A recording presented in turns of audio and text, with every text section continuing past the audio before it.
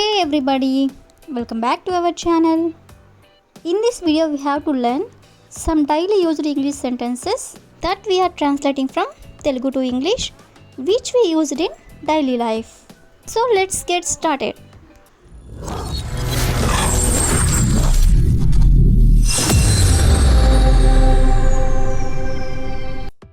Before going to the topic, if you like this video, please like and share to your friends and family members, and also don't forget to subscribe my channel.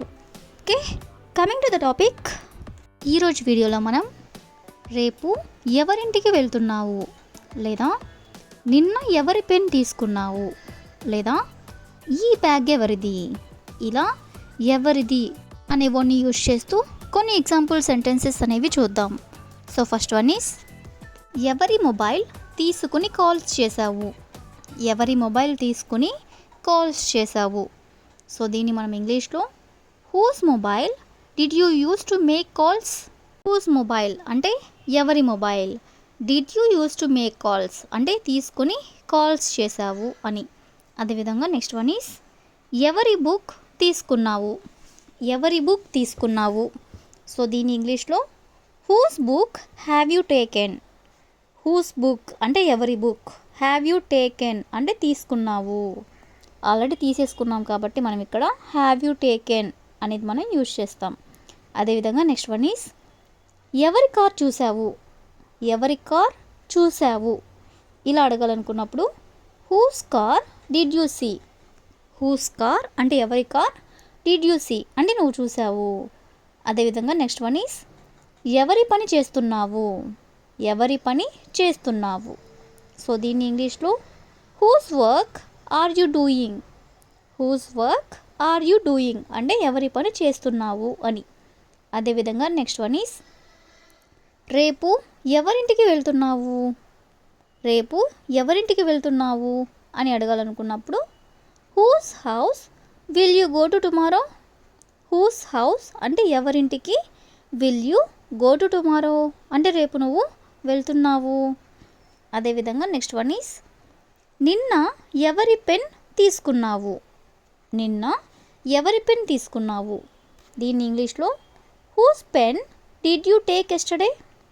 Who's pen అంటే ఎవరి pen, did you take yesterday అంటే నిన్న నువ్వు తీసుకున్నావు అని.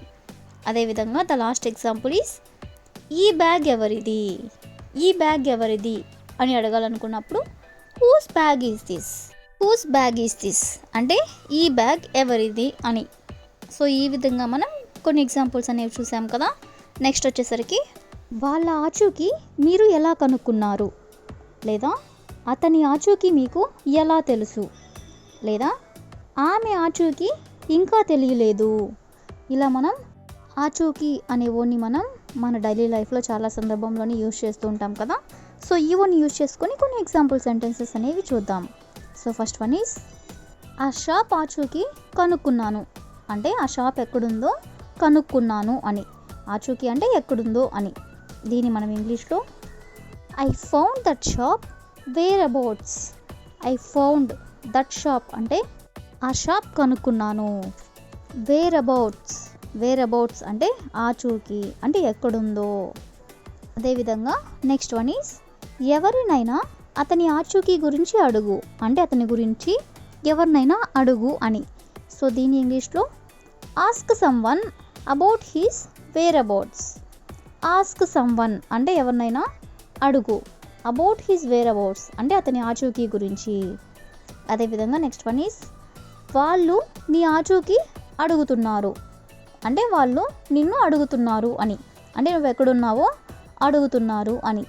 So దీని ఇంగ్లీష్లో they are asking for your wear abouts.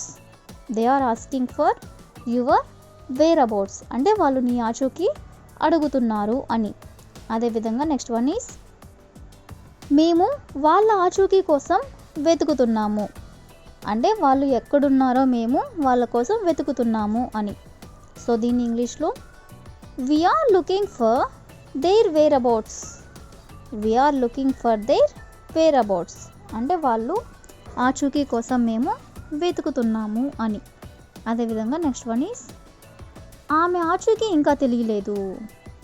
ఆమె ఆచూకీ ఇంకా తెలియలేదు.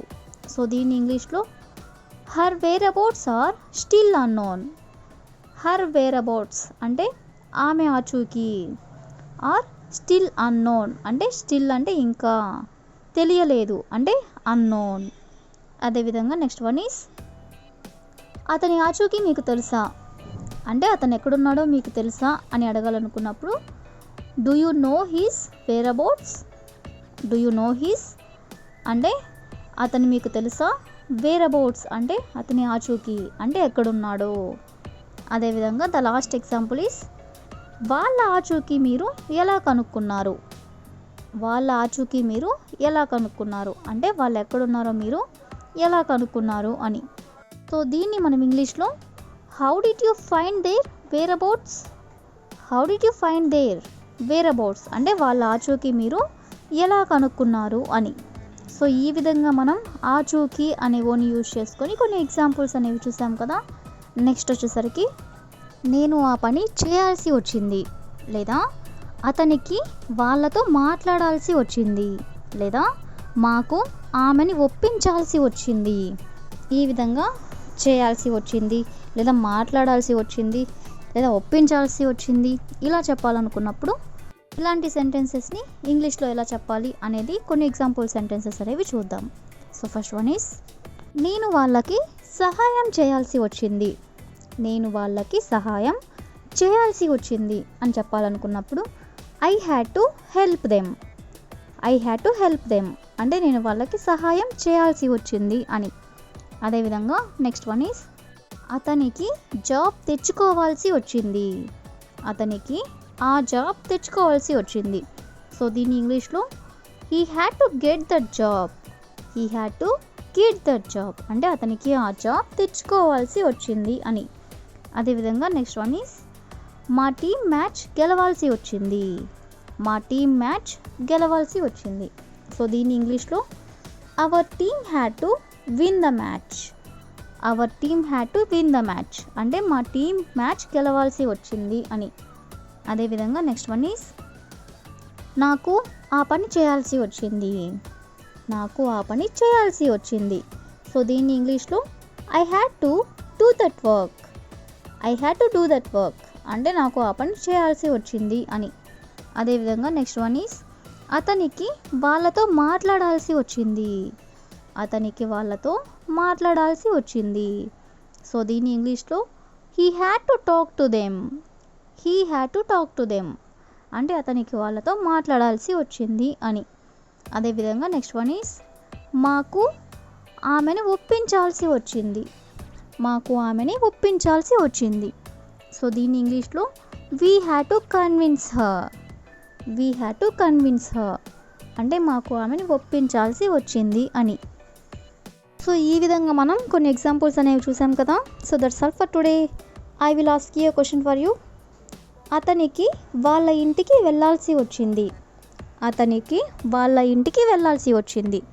So if you know this one in English, please you can comment in the comment section. Thank you for watching.